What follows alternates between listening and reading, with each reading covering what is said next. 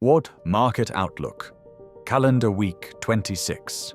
The past calendar week was not a pure schedule of events, but a broader picture shaped by monetary policy, energy, trade, and risk adjustment.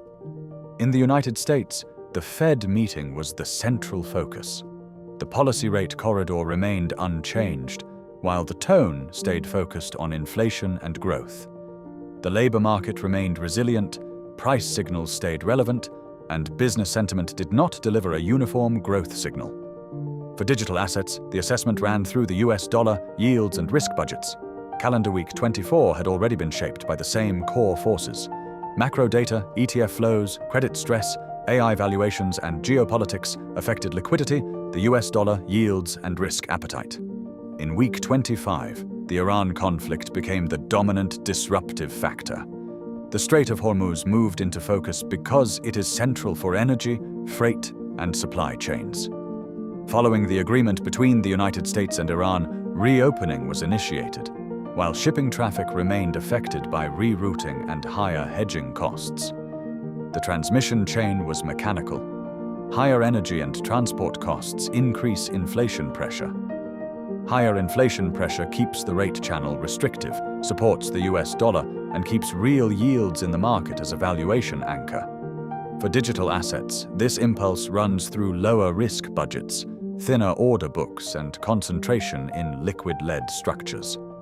When the dollar and yields remain firm, rate-sensitive and illiquid segments are guided more narrowly. The transition into the current situation is visible in two markers.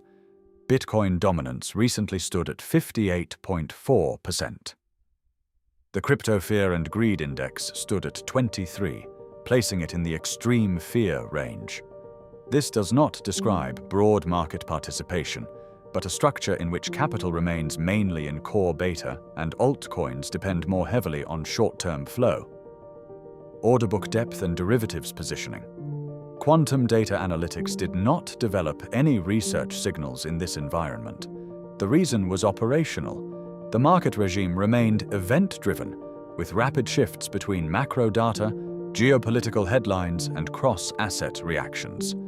In such phases, the risk of regime misclassification increases. For that reason, filter adjustment, retraining, and data quality remained the focus. No activation took place because stable setup patterns were overlaid by external impulses. The focus for Week 26 again shifts to clearly identifiable event windows. At the start of the week, Chinese rate signals and European sentiment data move into focus. They affect markets through growth expectations, China liquidity, the euro, and global risk appetite. On Tuesday, purchasing managers' indices from Europe and the United States follow. For digital assets, the reaction of the dollar, treasury yields, and equity markets is decisive.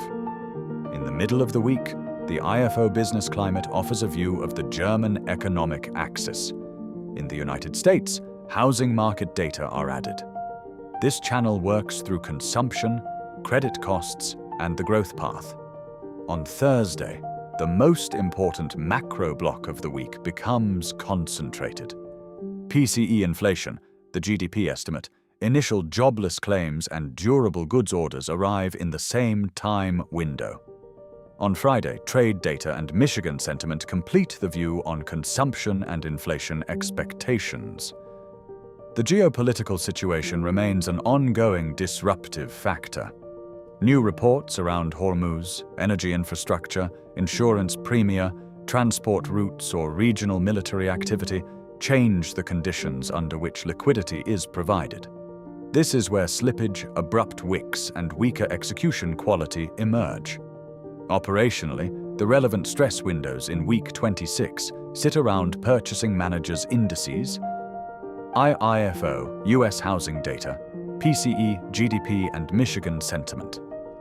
Token unlocks and ETF flows also remain relevant as supply and demand impulses. In smaller altcoin markets, such events meet limited order book depth. There, moves are created not only by direction, but also by a lack of absorption.